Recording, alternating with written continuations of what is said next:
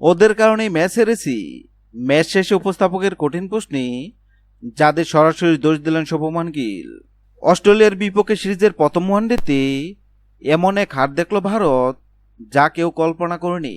রোহিত শর্মা, বিরাট কোহলি আর শ্রেয়স আয়ার, দেশের 3 ব্যাটিং স্তম্ভই যেন একে একে ডুবিয়ে দিল দলকে।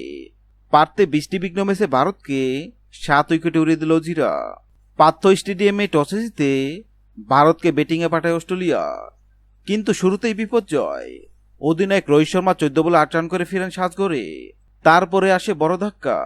বিরাট কোহলি 8 বল খেলে রানের খাতা খুলতেই পারেনি। এক প্রান্তে দাঁড়িয়ে চেষ্টা করলেও শুভমান গিলও 18 বলে 10 রান করে আউট হন। এরপর চতুর্থ স্থানে নামা শ্রেয়স আয়ারও ব্যর্থ হন। 24 বলে 11 রান করে আউট হন তিনি। একের পর এক তারকা ব্যাটার এমন ব্যর্থতায় ভারতের স্কোরবোর্ড থেমে যায় 25 রানে 3 উইকেটে। এরপর বৃষ্টি এসে আরও বিপাকে ফেলে দেয় ভারতকে। বারবার খেলা থামিয়ে ব্যাটারদের রিদম হারিয়ে যায়। কিছুটা প্রতিরোধ করেন অক্ষয় প্যাটেল ও লোকেশ রাহুল। দুজনে মিলে যোগ করেন 39 রান। রাহুল 31 বলে 38, অক্ষয় 38 বলে 31 রান করেন, কিন্তু তাতে বড় সংগ্রহ করতে পারেনি ভারত। 26 ওভারে 9 উইকেট হারিয়ে 136 রানে থেমে যায় ইনিংস। টার্গেট দ্বারা 131 রান। জবাবে ব্যাটাতে জট তুলেন অজিরা।